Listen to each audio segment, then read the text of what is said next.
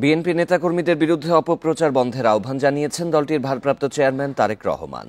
তার দাবি, দলের কেউ অপরাধ করলেই তার বিরুদ্ধে তাৎক্ষণিক ব্যবস্থা নেওয়া হচ্ছে, এমন নজির অন্য দলে নেই। দুপুরে যশোর জেলা বিএনপির দ্বিবার্ষিক সম্মেলনে দেয়া ভার্চুয়াল ভাষণে এসব কথা বলেন তারেক রহমান।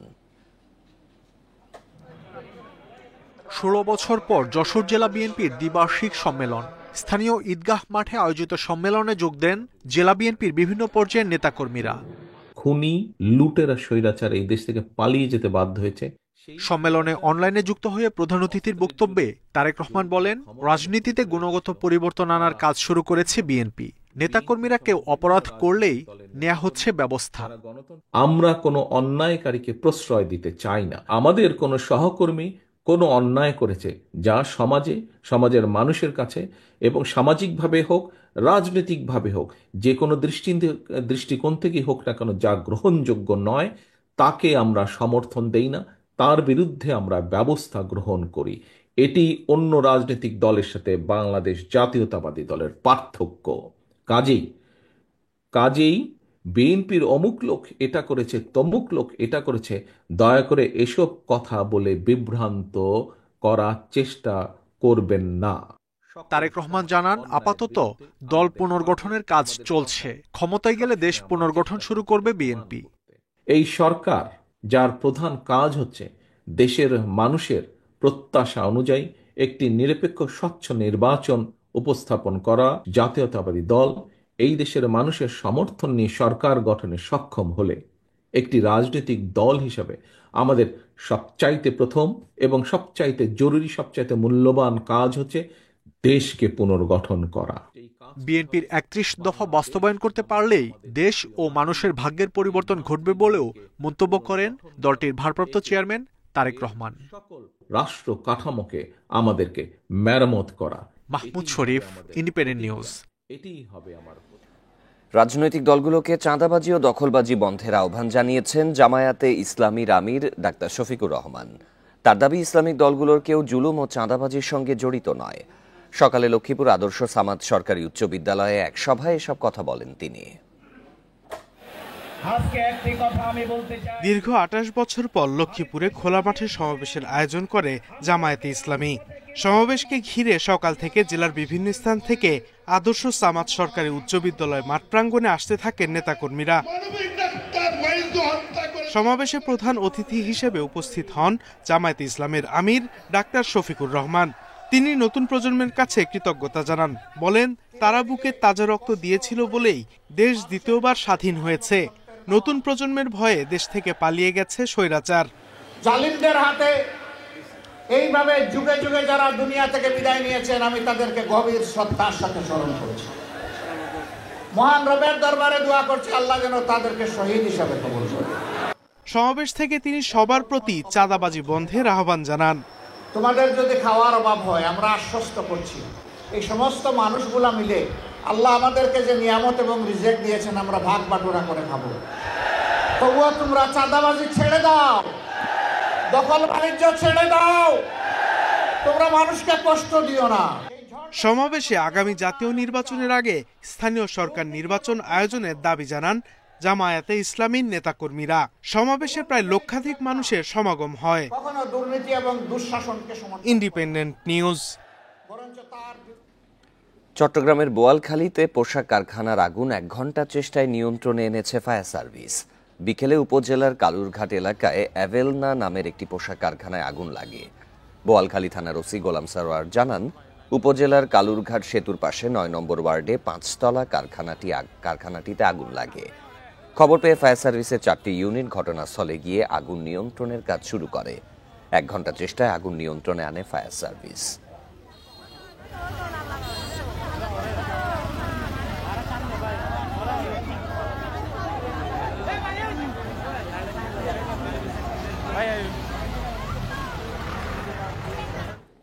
এ নিয়ে বিস্তারিত জানাতে আমাদের সাথে যোগ দিচ্ছেন সহকর্মী আব্দুল্লাহ রাকিব। রাকিব, কারখানাটিতে আগুন কিভাবে লাগলো এ বিষয়ে কোনো তথ্য পাওয়া গেছে কিনা? ক্ষয়ক্ষতির বিষয়ে কোনো তথ্য জানতে পেরেছেন কি? এখানে এখনো আগুন নিয়ন্ত্রণ আসলে নির্বাপনের কাজ করছে ফায়ার সার্ভিসের কর্মীরা, তারা নিরলসভাবে কাজ করে যাচ্ছেন। আগুন লাগার প্রায় ফায়ার সার্ভিস আসার প্রায় 2 ঘন্টার বেশি সময় হলো। এখনো আসলে 4 তলায় যে ইউনিটটিতে আসলে আগুন লেগেছিল, এখানে তারা বলছেন যে এখানকার প্রতিষ্ঠানের কর্মচারীরা যেটি বলছেন, এখানে তারা আসলে ওয়্যার হাউস প্লাস তাদের লাঞ্চের কাজে ব্যবহৃত হয়ে থাকে এবং এটি খুব একটি ব্যবহার হয় না, এবং তারা যেটি ধারণা করছেন আসলে ইলেকট্রিক থেকে আগুনের সূত্রপাত। তবে ফায়ার সার্ভিস বলছে এখন তদন্তাধীন বিষয়, সেটি আসলে তদন্তের পরে জানা যাবে। এখন পর্যন্ত তারা যে ক্ষয়ক্ষতির কথা বলছে, প্রায় 1 থেকে 1.5 কোটি টাকা ক্ষয়ক্ষতির দাবি করছেন তারা, এবং এইখানে যে পণ্যগুলো ছিল সেগুলো আসলে রপ্তানির জন্য আসলে তৈরিকৃত ছিল, এবং ফলে সামনের দিনে এই পণ্যগুলো যারা আসলে ক্রেতা তাদেরকে বুঝিয়ে দেওয়া একটি কঠিন চ্যালেঞ্জের মুখে পড়বে এই প্রতিষ্ঠানের মালিকরা। এখানে যদিও আগুন লাগার সময় আসলে কোনো ক্ষয়ক্ষতি বা হতাহত বা শ্রমিকদের আটকে থাকার বিষয়টি তারা আমাদেরকে জানায়নি। ফায়ার সার্ভিস কর্মকর্তারা বলছেন যে এখানে প্রায় 500 শ্রমিক কাজ করেন, কিন্তু আগুন লাগার সাথে সাথে এখানকার যারা কাজ করেন এবং তারা খুব দক্ষতার সাথে তারা এখান থেকে তাদেরকে বের করে আনেন, ফলে হতাহতের ঘটনা এখন পর্যন্ত আমরা জানতে পারিনি। এখন এই ফ্লোর পুরোটাই ধ্বংসস্তূপে পরিণত হয়েছে। যে পণ্যগুলো আসলে পুড়ে গেছে সেগুলো এখন আসলে সরানোর কাজটি করছেন এখানে ফায়ার সার্ভিস। একটি অংশে এখনো আসলে আগুন আছে, যেটির তাপ বা উত্তাপ আমরা এখান পর্যন্ত আসলে পাচ্ছি, এবং এখানকার ফায়ার সার্ভিস কর্মকর্তারা তারা ছাড়া অন্য কাউকে আসলে এখানে প্রবেশ করতে দিচ্ছে না। এখানে রেড ক্রিসেন্ট আছে, স্কাউটের কর্মীরা আছেন, তারা আসলে শুরু থেকে এখানকার ফায়ার সার্ভিসের কর্মীদেরকে সহায়তা করছেন। আমরা দেখেছি আগুনের যে উত্তাপ ছিল সেটির কারণে আসলে আগুন নেভাতে গিয়ে আসলে দমকল কর্মীদের বেগ পেতে হয় এবং তারা ক্লান্ত হয়ে যান। যদিও তারপরেও এখানে যারা স্বেচ্ছাসেবী কর্মী আছেন তারা ব্যাপকভাবে সহায়তা করছেন। স্থানীয় মানুষজনের শুরুর দিক থেকে বলা চলে তাদের ব্যাপক সহযোগিতা ছিল, ফলে বড় ধরনের ক্ষয়ক্ষতি যেটি আসলে আশঙ্কা করা হচ্ছিল সেই ক্ষয়ক্ষতি থেকে আসলে বেঁচে গেছে এখানকার মানুষরা। এখানে পুরোটাই আসলে আগুনে পুরো কালো ছাই হয়ে গেছে, এবং এখন পর্যন্ত যে কোনো পণ্য আসলে অক্ষত পাওয়া যায়নি। তারা ফায়ার সার্ভিসের যারা ঊর্ধ্বতন কর্মকর্তারা এবং প্রতিষ্ঠানটির কর্মকর্তারা তারা সেটি এখন পরিদর্শন করছেন এবং তারা দেখছেন এখানে এখনো কোনো ধরনের শঙ্কা আছে কিনা আগুন ছড়িয়ে পড়া, সেটি আসলে তারা চেক করে দেখছেন। যদিও এখন পর্যন্ত ফায়ার সার্ভিসের কর্মকর্তারা যেটি বলেছেন কোনো ধরনের বড় ধরনের আগুনের ক্ষয়ক্ষতির হাত থেকে রক্ষা করা গেছে, আগুন নিয়ন্ত্রণে আছে, এখন সেটি পুরোপুরি নির্বাপনের চেষ্টা করা হচ্ছে। রাকিব, এই পোশাক কারখানার মালিক পক্ষের কাউকে কি সেখানে আসতে দেখা গেছে কিনা, তাদের কাছ থেকে কোনো তথ্য জানতে পেরেছেন কি? জি, মালিক পক্ষের প্রতিষ্ঠানের কর্মকর্তারা আমরা যদি দেখাতে চেষ্টা করি, তারা কিছুক্ষণ আগে আসলে এখানে প্রবেশ করেছেন। ফায়ার সার্ভিসের কর্মকর্তারা তাদেরকে নিয়ে এসে আসলে কি পরিস্থিতি সেটা দেখানোর জন্য। এর আগে প্রায় ঘন্টা খানেক ধরে অর্থাৎ শুরু থেকে কাউকে আসলে প্রবেশ করতে দিচ্ছিল না ফায়ার সার্ভিস, আইন শৃঙ্খলা বাহিনীর যারা আছেন তারা আসলে কাউকে প্রবেশ করতে দিচ্ছে না, ফলে তারা একটু আগে এসেছেন, তারা দেখছেন, তারাও আমাদেরকে বলছেন তারা আসলে যে ক্ষয়ক্ষতির মুখে পড়বেন, অর্থাৎ যে শিপমেন্টগুলো আসলে তাদের তৈরি ছিল রপ্তানির জন্য সেগুলো আসলে একেবারে পুড়ে ছাই। যেহেতু এখানে ফায়ার সার্ভিসের কর্মীরা আগুন নেভানোর জন্য পানি মারতে হয়েছে, ফলে এইগুলো আসলে কোনোটাই ব্যবহার উপযোগী নয়, এবং তারা বলছেন যে তাদের এখানের অগ্নি নির্বাপক ব্যবস্থা ভালো ছিল, এবং কি কারণে আসলে কেন আগুন লেগেছে বা কোনো ধরনের নাশকতা থাকতে পারে কিনা সেটিও তারা আইন শৃঙ্খলা বাহিনীকে খতিয়ে দেখার অনুরোধ করেছেন। তবে ফায়ার সার্ভিস যেটি বলছেন যে তারা আসলে তদন্তের আগে কি কারণে কেন এই আগুন লেগেছে বা কি ধরনের কিভাবে সূত্রপাত সেটি আসলে তারা খতিয়ে দেখার চেষ্টা করছেন। ফায়ার সার্ভিসের এখন পর্যন্ত 6টি ইউনিট এখানে কাজ করছেন, দমকল বাহিনীর সদস্যরা নিরলসভাবে কাজ করছেন, তাদের পাশাপাশি এখানে স্থানীয় জনগণ, স্বেচ্ছাসেবক, স্কাউট, বিএনসিসির কর্মীরাও তারা কাজ করছেন, এবং আমরা বিভিন্ন ইসলামিক সংগঠনের কর্মীদেরকেও দেখছি। ফলে এখানে এখন পর্যন্ত যেটি পরিস্থিতি পুরোটাই একটি ধ্বংসস্তূপে পরিণত হচ্ছে। দেয়ালগুলো এখনো উত্তাপ ছড়াচ্ছে, এখানকার যে আগুনের যে তাপ প্রবাহ ছিল সেটি আসলে একপাশে আগুন পুরো নিয়ন্ত্রণে আসলে, একপাশে এখনো আগুনের ধোঁয়া দেখা যাচ্ছে, যার কারণে তারা আসলে সেটি খোঁজার চেষ্টা করছেন কোথাও এখনো আগুন লেগে আছে কিনা, সেটি পুরোপুরি নিয়ন্ত্রণে আনার পরে আসলে বলা যাবে।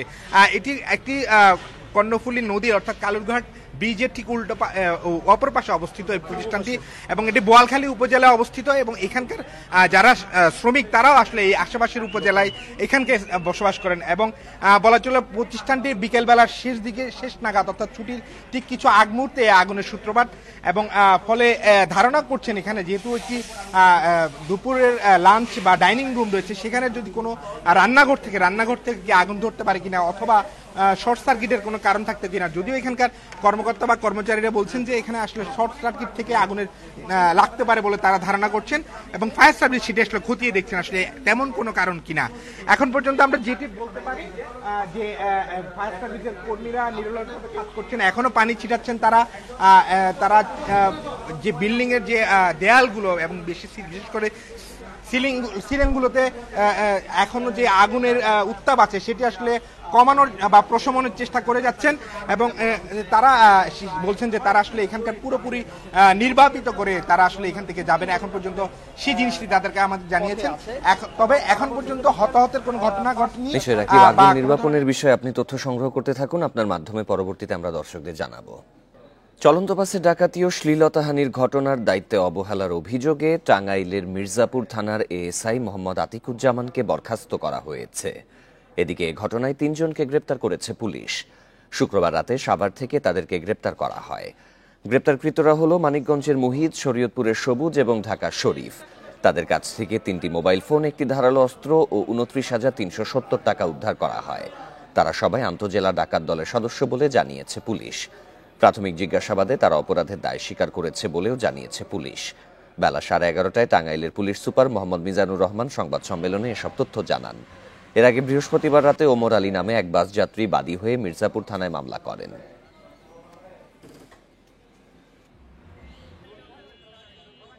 মহাসড়ক বাস ডাকাতির 3 জন সক্রিয় সদস্য মুহিত, সবুজ এবং শরীফুজ্জামানকে আমরা গ্রেপ্তার করতে সক্ষম হয়েছি। এই ঘটনায় তারা প্রাথমিকভাবে স্বীকার করেছে, এবং এই ঘটনার সাথে আরো কয়েকজন তাদের সাথে ছিল। আমরা সেই বিষয়গুলো নিয়ে তদন্ত করছি এবং আশা করছি খুব শীঘ্রই। মুন্সিগঞ্জের সিরাজদিখানে এক গার্মেন্টস কর্মীকে অস্ত্রের ভয় দেখিয়ে সংঘবদ্ধ ধর্ষণের অভিযোগ উঠেছে। এই ঘটনায় শুক্রবার মামলার পর একজনকে গ্রেপ্তার করেছে পুলিশ। উপজেলার বালুচর ইউনিয়নের চর চসুমউদ্দিন গ্রামে এই ঘটনা ঘটে। পুলিশ জানায়, গত 6 ফেব্রুয়ারি ভুক্তভোগী নারী ফতুল্লার একটি গার্মেন্টস থেকে মুন্সিগঞ্জের সিরাজদিখানে যাচ্ছিলেন। এ সময় ডিসি প্রজেক্টের সামনে পৌঁছালে অটোরিকশা থামিয়ে ধারালো অস্ত্রের ভয় দেখিয়ে ওই নারীকে সংঘবদ্ধ ধর্ষণ করে দুর্বৃত্তরা। এ ঘটনায় 21 ফেব্রুয়ারি ভুক্তভোগী নারী 5 জনকে আসামি করে মামলা করেন।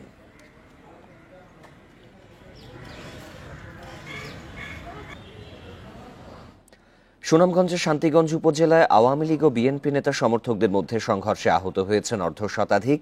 বেলা 11:30টার দিকে ঠাকুরভোগ গ্রামে এই সংঘর্ষ হয়। স্থানীয়রা জানান, শুক্রবার 6 হালের মাঠে ইউনিয়ন বিএনপি সভাপতি নূর মিয়া ও ইউনিয়ন আওয়ামী লীগের সহসভাপতি সুফি মিয়া সমর্থকদের মধ্যে আধিপত্য বিস্তার নিয়ে সংঘর্ষ হয়। এর জেরে শনিবার সকালে ঘোষণা দিয়ে সংঘর্ষে জড়ায় দুপক্ষের লোকজন। ঘণ্টাব্যাপী সংঘর্ষে দুপক্ষের অর্ধশতাধিক লোক আহত হন। আহতদের সুনামগঞ্জ সদর হাসপাতাল ও সিলেট ওসমানী মেডিকেলে ভর্তি করা হয়। পরে ঘটনাস্থলে পুলিশ মোতায়েন করা হয়। পরিস্থিতি এখন শান্ত রয়েছে।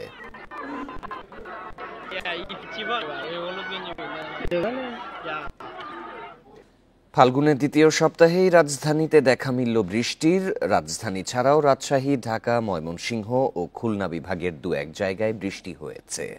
সকাল থেকে ঢাকায় সূর্যের দেখা মিললেও বেলা বাড়ার সঙ্গে সঙ্গে আকাশ হয়ে ওঠে মেঘাচ্ছন্ন। এরপর দুপুরে হঠাৎ করেই শুরু হয় বৃষ্টি। আবহাওয়া অফিস বলছে, চট্টগ্রাম বিভাগ ছাড়া বাকি বিভাগগুলোতে আগামী 24 ঘন্টা হালকা থেকে মাঝারি বৃষ্টি হতে পারে। এছাড়া শেষ রাত থেকে ভোর পর্যন্ত সারা দেশের কোথাও কোথাও হালকা থেকে মাঝারি ধরনের কুয়াশা পড়তে পারে। আবহাওয়া অফিস বলছে, 25 তারিখ থেকে বৃষ্টি কমবে। এ সময় তাপমাত্রা 1 থেকে 3 ডিগ্রি সেলসিয়াস কমতে পারে।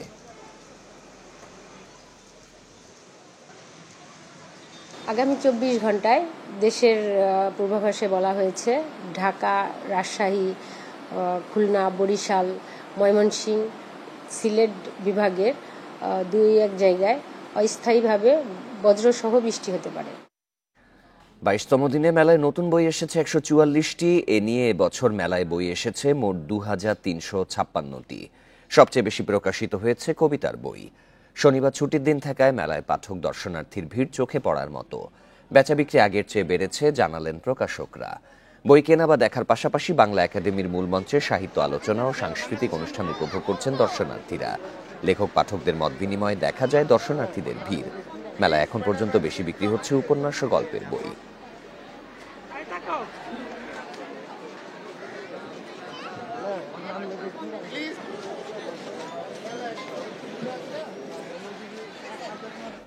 একুশের বইমেলা নিয়ে আরও জানাতে মেলা প্রাঙ্গণ থেকে যোগ দেবেন সহকর্মী সুলতানা জাহান মিতু।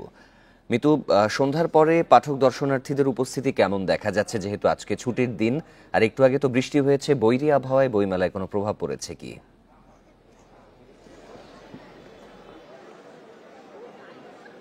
বৈরী আবহাওয়ার প্রভাব পুরোদমে পড়েছে বইমেলা। সন্ধ্যার ঠিক আগে আগে হুট করে মুষলধারে বৃষ্টি হয়, সাথে ঝোড়ো বাতাস। তার কারণে বিভিন্ন স্টলে পানি ঢুকেছে, কয়েকটি স্টলের বইও ভিজেছে আমরা দেখেছি। দু একটি স্টলকে আমরা লন্ডভন্ড হতে দেখেছি। তাৎক্ষণিকভাবে বই সহ আনুষঙ্গিক জিনিসপত্র সরিয়ে স্টলগুলোকে কোনো রকমে রক্ষা করতে হয়েছে। অনেক স্টলেই পানি আবার ঢুকেনি। তো বৃষ্টি থামার পরপরই দর্শনার্থীরা অনেকেই আবার স্টলগুলোতে ভিড় করছেন, বই দেখছেন। বৃষ্টির কারণে দর্শনার্থীর উপস্থিতি কিছুটা কমেছে, তবে খুব বেশি কমেনি। বৃষ্টির পরপরই আবার তারা ঘোরাঘুরি করছেন, যার পছন্দ হচ্ছে বই কিনছেন। তবে বৃষ্টি নিয়ে যেটি অভিযোগ দর্শনার্থী সহ প্রকাশক বিক্রেতাদের, দর্শনার্থীরা যেটি বলছেন যে এত বড় বইমেলায় আসলে দর্শনার্থীদের জন্য কোনো ছাউনির ব্যবস্থা নেই, যেখানে তারা দাঁড়িয়ে আসলে বৃষ্টির হাত থেকে রক্ষা পেতে পারেন।